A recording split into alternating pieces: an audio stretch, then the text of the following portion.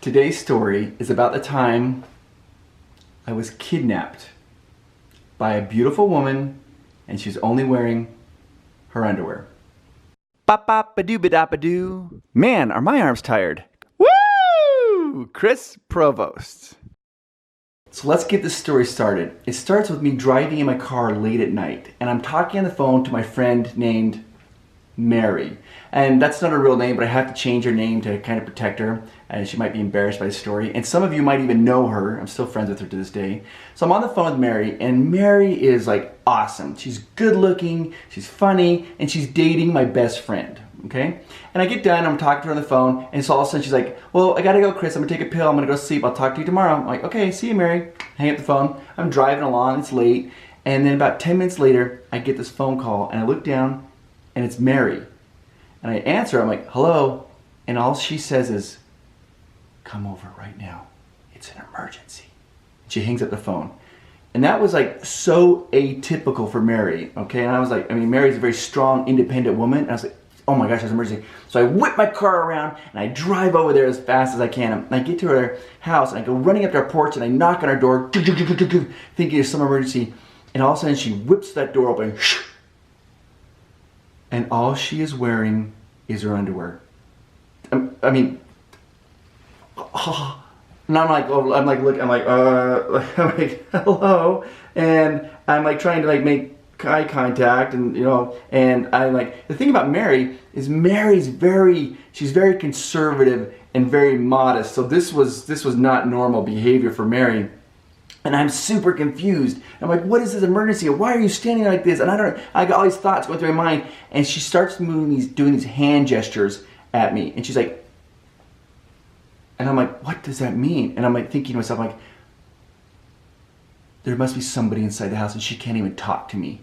It's so bad, this emergency is so bad. And she's like, and then she points, and I look over at what she's pointing at, and there's a snail. She's pointing at the snail crawling up to her porch pole. She's like pointing at the snail, and I'm like, and I point at the snail, and she nods. I'm like, snail? And she's like, yes. And I'm like, and I pantomime, I'm like, and she's like, so I pull the snail off and I throw it, and she gives me like a thumbs up sign, and then she grabs my hand and she pulls me into her house, and she starts pushing me up the stairs to her bedroom, and she hasn't said a word to me, and I'm like thinking, like, what is this emergency? I'm like, does she have a snail infestation? Is she thinking I'm here to kill all her snails? I don't even know. And then I'm like, then it dawns on me, like, there's an intruder in this house.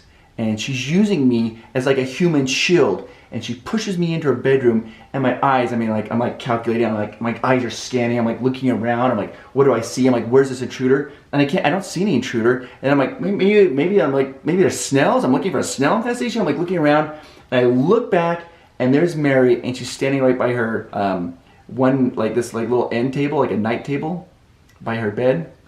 Nightstand, there you go, nightstand. She's standing by her nightstand, and I look on her nightstand, and resting on her nightstand is a gun. A freaking gun is lying there on her end table right there, and like her nightstand, and I'm like, what?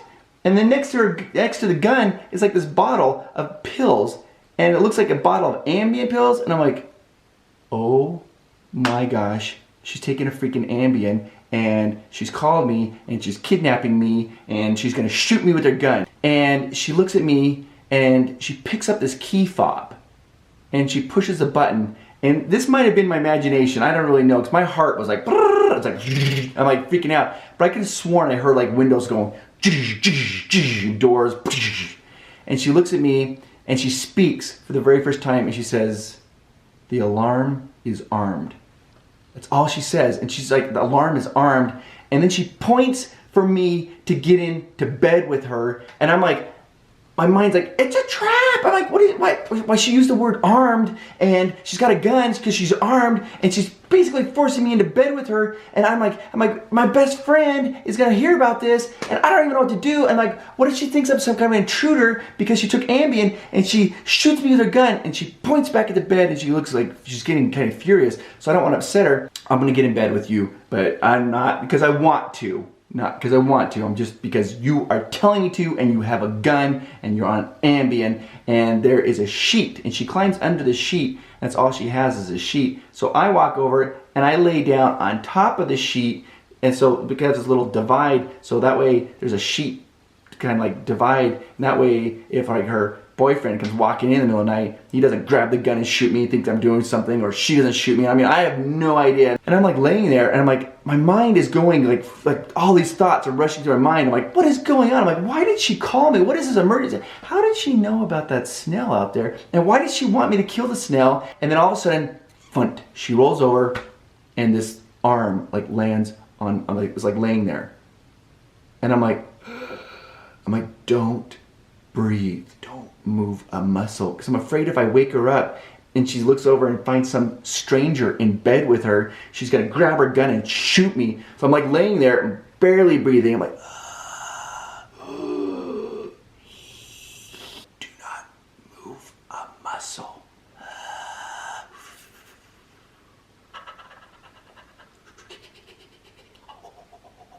And this thought goes through my mind. I'm like, I wish I had a breath mint. That's really what I thought. Like, and then I'm like laying there, and I thought, I'm gonna try to move her hand off of me. So I reach over and I grab her hand, and as I start to move her hand, the first thing that goes through my mind is like, I should have washed my hands because I just touched the snail. And I'm like, oh, right, couldn't wash my hands because I'm freaking kidnapped by some crazy woman with a gun. And I'm moving the hand, and all of a sudden she starts, as I put the hand there, and I'm laying there, and I tell myself, like, whatever you do, do not fall asleep, because I'm afraid if I fall asleep and then she wakes up that she's going to think there's a stranger there and she's going to shoot me with that gun that's over there, and I'm trapped because our house is freaking alarmed, and who knows if there's motion sensors. I don't know. So I'm just laying there and I'm not moving at all, and this arm is there, and I'm like, don't move, and I'm like, don't fall asleep. And I was there for a couple of hours like that. Then all of a sudden, she rips her arm off, she jumps out of bed, and she looks at me, and she points right at me, and I'm thinking, oh my gosh, this is it. And she starts to reach over for something, and I'm like, she's going for the gun. She's going for the gun, she's gonna shoot me. And literally my life is like flashing through my eyes, like, shoot, shoot, shoot. I'm like, I shouldn't have done that. I was like, I'm so sorry. I'm like, oh, that's pretty funny. I was like, oh my gosh, I'm so embarrassed. And then also she looks at me and she yells at the top of her lungs, she's like, barrier! And she grabs this pillow by the side of her bed, and she throws it down right between me and where she was, and she grabs some other pillows, and she builds like this little wall, like this wall between us, like a little Trump wall, I guess. And she lays back down, and she's laying there, and I'm on the other side of this barrier, and my heart is like, I cannot take it anymore. I'm like, this is the worst thing ever happened. I'm like, don't even look at her, because she has on underwear, and I feel kind of weird about that. And like, I don't even know what's going on. So I'm just laying there, and then all of a sudden I look over at her, and she's like peeking over like this barrier wall at me, and she's just staring, and I could feel this like penetrating. She's like so angry, and she's like, what are you doing in my bed, Chris? And I'm like, what am I doing in your bed? I'm like, you practically forced me into your bed at gunpoint and kidnapped me and made me kill a snail for you, and now I'm laying here, and you took an Ambien, and you're gonna shoot me, and so what are you doing? And she's like, oh my gosh. She's like, did I call you? And I'm like, yes. And she's like, I am so sorry. She's like, whenever I take an Ambien pill, I always have to turn my phone off because I've done this before. I'm like, you've done this before? She's like, this is the 5th time. The 5th time that she's kidnapped somebody. I'm sitting there thinking to myself, are you kidding me? There's like 4 other people out there in this world who've gone through this, being kidnapped by Mary. And I'm thinking, like, well, what animal did they have to sacrifice? Because I had to sacrifice a snail. I mean, what did they have to sacrifice?